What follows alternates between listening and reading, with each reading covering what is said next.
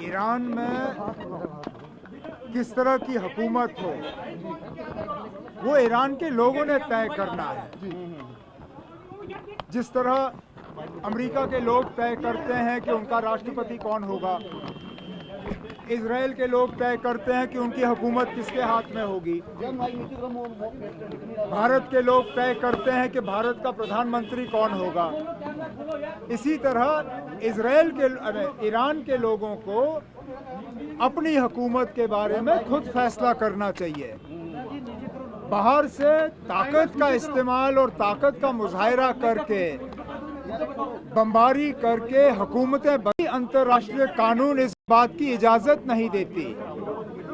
और जिस तरह बेरहमी से पहले तो ईरान के जो सुप्रीम लीडर हैं उनकी हत्या की गई, उसके साथ साथ उनके परिवार के लोगों को मारा गया। मुझे बताइए ना, किस कानून ने अमेरिका या इजराइल को इस चीज की इजाजत दी? फिर तो जो रूस ने किया यूक्रेन में वो भी सही है, जो बाकी मुल्क करते हैं वो भी सही है। कल को अगर भारत ने चाहा और किसी पड़ोसी मुल्क के अंदर घुस गए वो भी सही होगा। मैं सबसे पहले तो ईरान के लोगों के साथ हमदर्दी का इजहार करता हूं। उस हमले की निंदा करता हूं, लेकिन उसके साथ साथ जम्मू कश्मीर में अपने लोगों से मैं गुजारिश और अपील करता हूं कि मेहरबानी करके हालात को बिगड़ने ना दें। कुछ लोग बीच में इसमें घुस के माहौल को बिगाड़ने की कोशिश कर रहे हैं। कुछ जगहों से इस तरह की घटनाओं की खबरें आनी शुरू हो गई हैं।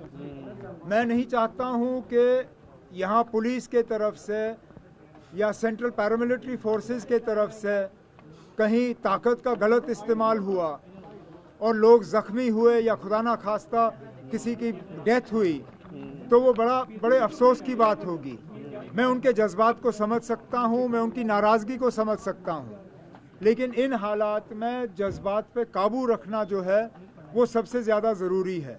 तो मेरे तरफ से उन सब से और उनके जो लीडरान हैं, मजहबी लीडरों से मोतबाना गुजारिश होगी कि बेशक आप अपने गुस्से और नाराज़गी का जो इजहार करना चाहते हैं, अपने दुख और दर्द का इजहार करना चाहते हैं, आप करिए, लेकिन कानून को जो है हाथ में मत लीजिए। जो लोग फंसे हुए थे जम्मू कश्मीर के जहाँ तक अब हमने बहुत ही एक करीबी राब्ता रखा मिनिस्ट्री ऑफ एक्सटर्नल अफेयर्स के साथ। ज़्यादातर जो हमारे स्टूडेंट्स या बाकी लोग ईरान में हैं उनको सेफर एरियाज तक शिफ्ट किया गया है। कुछ अस्पतालों में जो हमारे फाइनल ईयर के स्टूडेंट्स हैं वो वहाँ से निकलना जो है मंजूर, वो उस बात पे मंजूर नहीं हो रहे हैं।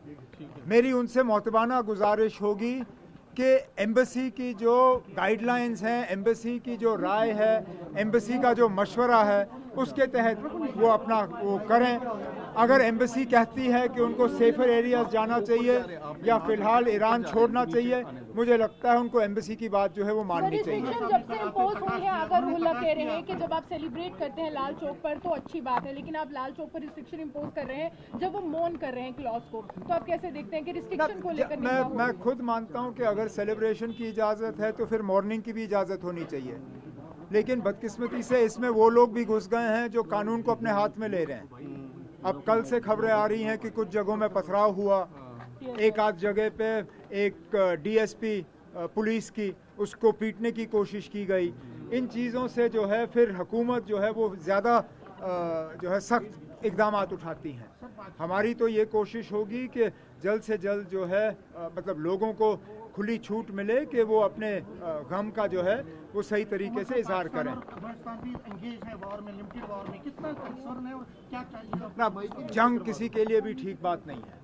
अब आप देखिए, इजराइल और अमेरिका ने ईरान पे हमला किया, वो अपने आप में गलत है, लेकिन उसके बाद जो ईरान ने रिएक्शन किया, कहीं पे यूएई पे हमला, कहीं सऊदी अरेबिया पे हमला, कहीं बाकी गल्फ कंट्रियों पे हमला, वो भी अपने आप में गलत है।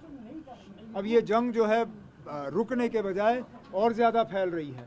हमारे पड़ोस में तो वैसे भी जैसे आपने कहा पाकिस्तान और अफगानिस्तान जो है एक दूसरे पे बमबारी कर रहे हैं। जंग जो है किसी भी मसले का इलाज नहीं है। और जैसे मैंने शुरू में कहा, अगर ईरान के लोग ईरान की हुकूमत से खुश नहीं हैं, उस हुकूमत को बदलने का हक सिर्फ ईरान के लोगों को है। वो किस तरीके से बदलना चाहें वो उन तक है।